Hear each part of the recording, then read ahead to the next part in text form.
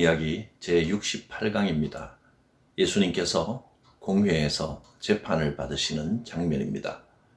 마가복음 14장 53절에서 65절까지의 본문 말씀을 읽겠습니다. 그들이 예수를 끌고 대제사장에게로 가니 대제사장들과 장로들과 서기관들이 다 모이더라. 베드로가 예수를 멀찍이 따라 대제사장의 집들 안까지 들어가서 아랫사람들과 함께 앉아 불을 쬐더라.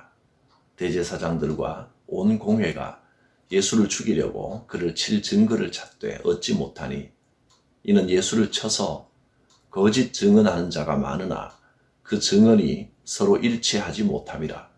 어떤 사람들이 일어나 예수를 쳐서 거짓 증언하여 이르되 우리가 그의 말을 들으니 손으로 지은 이 성전을 내가 헐고 손으로 짓지 아니한 다른 성전을 사흘 동안에 지으리라 하더라 하되 그 증언도 서로 일치하지 않더라. 대제사장이 가운데 일어서서 예수에게 물어 이르되 너는 아무 대답도 없느냐? 이 사람들이 너를 치는 증거가 어떠하냐 하되 침묵하고 아무 대답도 아니하시거늘 대제사장이 다시 물어 이르되 내가 찬송받으리의 아들 그리스도냐? 예수께서 이르시되 내가 그니라. 인자가 권능자의 우편에 앉은 것과 하늘 구름을 타고 오는 것을 너희가 보리라 하시니 대제사장이 자기 옷을 찢으며 이르되 우리가 어찌 더 증인을 요구하리요? 그 신성모독하는 말을 너희가 들었도다. 너희는 어떻게 생각하느냐 하니 그들이 다 예수를 사형에 해당한 자로 정죄하고 어떤 사람은 그에게 침을 뱉으며 그의 얼굴을 가리고 주먹으로 치며 이르되 선지자 노릇을 하라 하고 하인들은 손바닥으로 치더라. 예수님을 체포한 자들이 예수님을 대제사장인 가야바의 집으로 끌고 갑니다. 예수님께서는 무리들에게 체포된 후에 제일 먼저 전임 대사장이었던 안나스에게 끌려가서 신문을 받으신 후에 그의 사위가 되는 그 당시 제사장 가야바에게 끌려가서 다시 재판을 받으십니다. 이미 그곳에는 대제사장을 비롯해서 유대의 최고 법정인 산헤드린 회원들이 한밤중임에도 불구하고 비밀리에 다 소집이 되어 있었습니다. 가야바는 야비하고 교활한 모사꾼입니다. 자기 목적을 위해서는 수단과 방법을 가리지 않고 무죄한 피를 흘리기에 주저하지 않는 사람이었습니다. 바로 이 현장에 베드로가 함께 따라가고 있었지만 많은 두려움 속에서 멀찍이 떨어져서 무리 가운데 숨어 있었습니다. 산헤드린 공회의 회원들은 유월절이 시작되기 전에 예수님을 어떻게든 사형에 처해지도록 하자고 작정을 했습니다. 하지만 산헤드린 공회는 종교적인 힘은 가지고 있었지만 처형할 수 있는 권한은 없었습니다. 그래서 처형권이 있는 로마 총독이 납득할 만한 법적인 근거, 증거들을 찾아야 했습니다. 유대인의 율법에도 2명 이상의 증인이 있어야 되고 그 증거가 부합하지 않으면 죽이지 못하도록 되어 있었습니다. 그래서 어떻게든 예수님께 사형에 처할 만한 증거를 찾아내려고 신문하고 있었습니다. 그러나 그 모든 질문과 회유와 협박에 예수님께서는 일체 변명하지 않으시고 침묵으로 일관하셨습니다. 아무런 죄목을 찾지 못한 대제사장은 직접 자기가 예수님을 향해서 묻습니다. 내가 찬송받을 자의 아들 그리스도냐? 하고 신문합니다. 이때 예수님께서는 내가 그니라 하고 말씀하셨습니다. 대제사장은 이 말을 듣고 자기 옷을 찢으면서 사형에 처해야 한다, 신성모독이다 하고 주장합니다. 예수님께서는 그들이 작당을 하고 기획해 놓은 그 재판 앞에서도 다른 어떤 질문에도 대답하지 않으셨지만 내가 하나님의 아들 그리스도냐 하는 질문에는 당당히 내가 바로 그다 하고 답하셨습니다. 예수님께서 다른 질문에는 왜 일체 답변을 하지 않으셨을까요? 어차피 들을 마음이 없는 사람들이기 때문에 대답을 해봤자 또 다른 시비거리만 만들 것이 뻔했기 때문입니다. 대제사장은 종교적 외형을 하고 거룩한 척하고 있지만 참된 진리에는 관심이 없습니다. 진리에 대한 사모함이 없는 사람에게는 진리를 아무리 말해도 소용이 없습니다.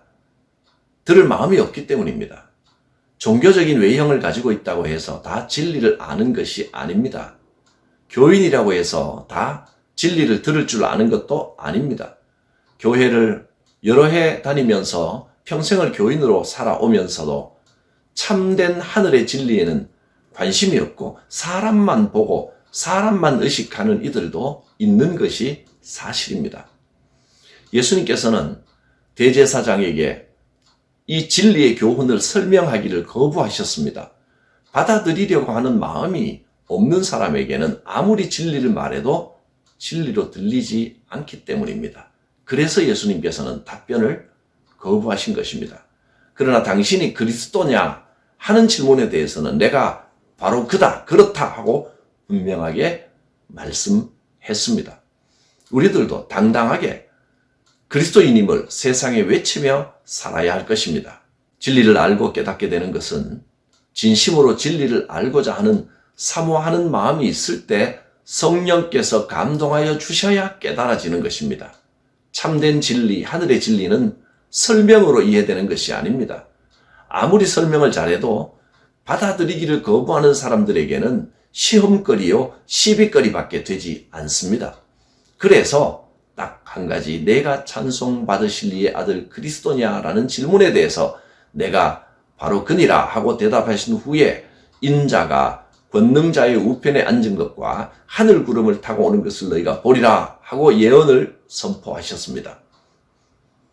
그러자 사람들은 이 말을 또 꼬투리 잡아서 신성모독이라 하며 자기 옷을 찢고 예수님의 얼굴에 침을 뱉고 예수님의 눈을 가리고 주먹으로 치고 손바닥으로 쳤습니다. 애초에 이 사람들은 이렇게 하려고 자꾸 물었던 것입니다. 그래서 예수님께서는 일체 불필요한 대답을 하지 않으셨지만 진리와 복음, 하나님의 심판과 재림에 대해서는 사람들이 듣든지 안 듣든지 간에 담대하게 선포를 하신 것입니다. 주님의 모습을 보면서 우리가 반대자들 앞에서 어떻게 행하며 무슨 말을 해야 할지를 깨닫게 됩니다. 악한 자들은 거짓 증언을 내세우고 거짓 정인들을 앞세워서 자신들의 악한 뜻을 이루어 가려고 합니다. 우리는 일일이 그 행동에 대해서 다 대응할 필요가 없습니다. 주님은 악한 자들에 대해서도 선으로 악을 대하라고 하셨습니다. 악한 자들이 아무리 복음을 핍박하고 믿는 자들을 박해한다고 해도 하나님의 선하신 뜻은 반드시 이루어질 줄 믿습니다. 기도드립니다. 거룩하신 하나님, 진리 앞에 담대하게 하시고 또 세상의 거짓 증언과 세상의 미혹과 세상의 박해에 두려워하지 않게 하시며 세상이 아무리 우리를 공격하고 억울하게 한다 해도 우리 주님의 모습을 생각하며 묵묵히 선으로 악을 이기고 꼭 말해야 할 진리에 관해서만 담대하게 선포하는 신앙인들이 되게 하여 주시옵소서. 이 사순절 기간에 주님의 고난을 깊이 묵상합니다. 모든 어려움과 시험과 박해를 믿음으로 이기게 하옵소서. 예수님의 이름으로 기도드립니다. 아멘.